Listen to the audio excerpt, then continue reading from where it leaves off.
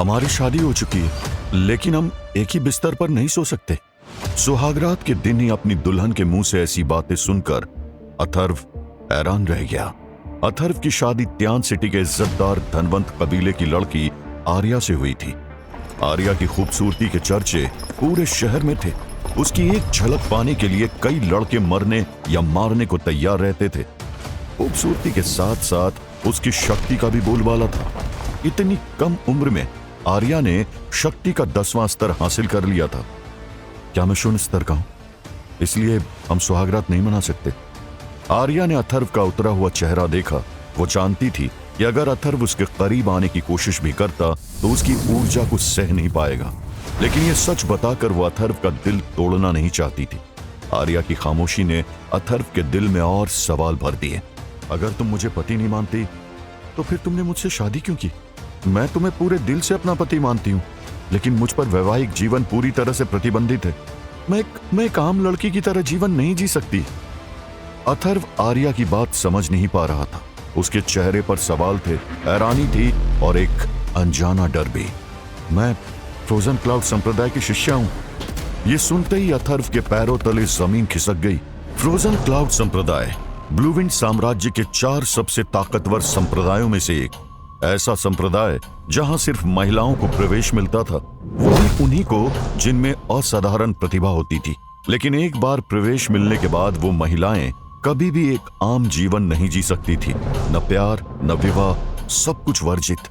तो तुम्हें शादी करने की इजाजत कैसे मिली? मुझे खास तौर पर इजाजत मिली है ताकि मैं अपने पिता का वो वादा पूरा कर सकूं जो उन्होंने तुम्हारे पिता से किया था। अथर्व त्यान सिटी का सबसे कमजोर लड़का था। जन्म से ही उसकी मिस्टिक वेन्स खराब थी, यानी कि वो जिंदगी में कभी भी पहले शक्ति स्तर से आगे नहीं बढ़ सकता था। जब आर्या छोटी थी तब अथर्व के पिता अधीर ने अपनी जान देकर आर्या की जान बचाई थी। उसी दिन आर्या के पिता ने वादा किया था कि आर्या की शादी अथर्व से ही होगी। तो तुम सिर्फ अपना वादा पूरा करने के लिए फ्रोजन क्लाउड संप्रदाय की शिष्या होते हुए भी मुझसे शादी करने को तैयार हो गई। आर्या खामोश रही। अथर्व के होंठों पर एक हल्की सी मुस्कान उभर आई। तुम बस चेहरे से खूबसूरत नहीं हो, दिल से भी उतनी खूबसूरत हो। मैं आज बाहर सो जाऊंगा। इतना कहकर अथर्व कमरे से बाहर निकल गया और पहाड़ी की ओर बढ़ गया। आर्या उसे जाते हुए देखती रह गई।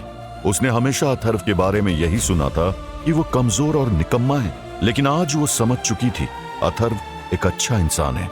लेकिन आर्या ये नहीं जानती थी कि जिस लड़के से उसकी शादी हुई है वो कोई आम लड़का नहीं। आने वाले दिनों में वो पूरे ब्रह्मांड का सिस्टम हिलाने वाला है। आर्या और अथर्व की शादी के चर्चे पूरे शहर में फैल चुके थे।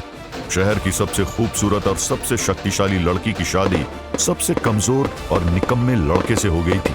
आर्या से एक तरफा प्यार करने वाले कई लड़के त्यान सिटी में थे। उनमें से एक था आरव, जो इस वक्त अकेले कमरे में बैठा आंखों में गुस्सा लिए शराब पी रहा था। उसका दोस्त समर भी वहीं मौजूद था। वो फटीचर अथर्व फूल सी नाजुक आर्या के साथ सुहागरात मना रहा होगा। लंगूर के हाथ में अंगूर।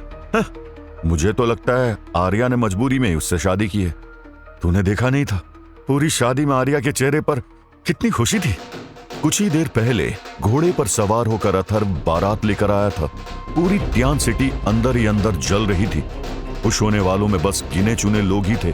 उनमें सबसे आगे थे अथर्व के दादाजी हरीन, कभी पूरे त्यान सिटी में जिनका खौफ था, लेकिन उनके बहादुर बेटे की मौत के बाद और अथर्व के जन्म से ही कमजोर होने के कारण अब उनकी इज्जत काफी गिर चुकी थी। कबीले के रीति रिवाजों के अनुसार अथर्व और आर्या की शादी संपन्न हो गई थी। आरव का खून खौल रहा था। वो अचानक पलटा और समर के गाल पर जोरदार थप्पड़ जड़ दिया। मैंने तुमसे कहा था अथर्व को जहर दे देना, तो फिर वो जिंदा कैसे बच गया? मैंने जहर दिया था, वो बेहोश भी हो गया था, लेकिन पता नहीं कैसे वो बच गया। एक ऐसा खतरनाक जहर जो किसी भी इंसान को कुछ ही पलों में मौत के घाट उतार देता था। फिर भी अथर्व जिंदा कैसे बच गया? पहाड़ों में बैठा अथर्व अपने हाथ की ओर देख रहा था। उसकी हथेली पर हरे रंग का गोल आकार का निशान बना हुआ था, जो अब भी हल्के हल्के चमक रहा था। वो आकाश विषमोती था, वही आकाश विषमोती जिसकी वजह से कभी एक भीषण युद्ध छिड़ चुका था। अथर्व चुरू को साफ साफ याद आ रहा था वो दिन जो किसी दूसरी दुनिया में बीता था।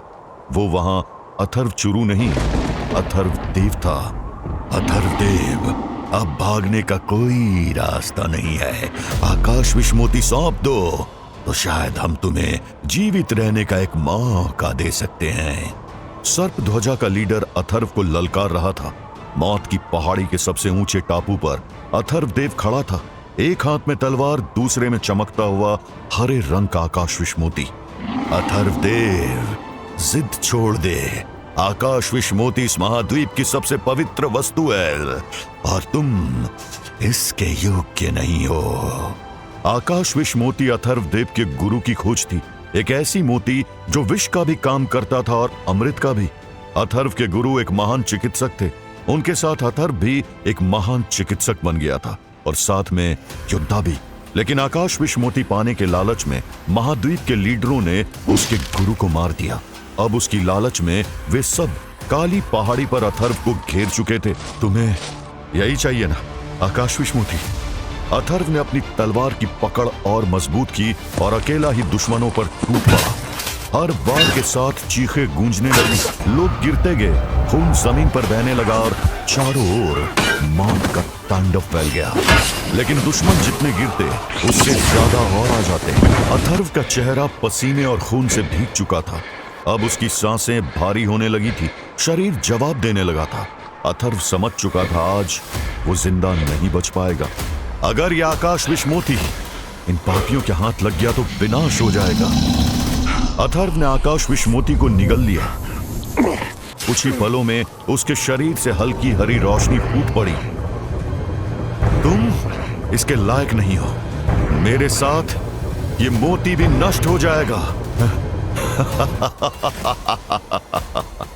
एक खतरनाक हंसी के साथ अथर्व पीछे मुड़ा और बची खुची ताकत लगाकर मौत की पहाड़ी से नीचे कूद गया। रोको उसे! अथर्व का शरीर घाटी के नीचे गिरता जा रहा था। अगर किस्मत ने दोबारा मौका दिया तो मैं वापस आऊंगा और एक एक को चुनकर मारूंगा।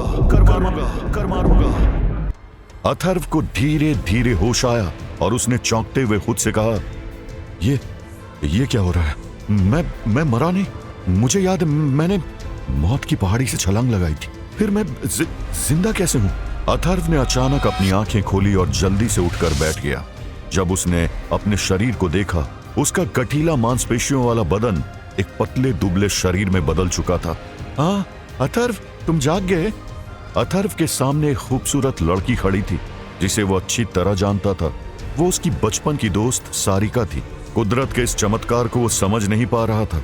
उसके दिमाग में पुराने अथर्व की और इस नए अथर्व की दोनों यादें साफ साफ याद थी।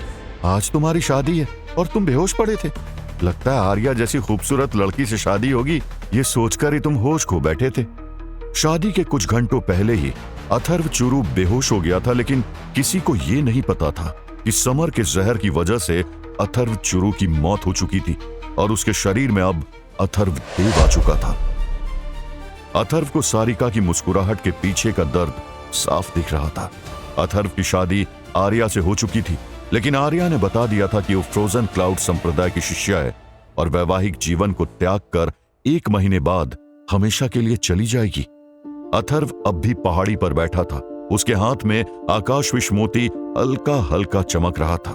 लगता है यह आकाश विश्वमोती अब मेरे शरीर का हिस्सा बन चुका है।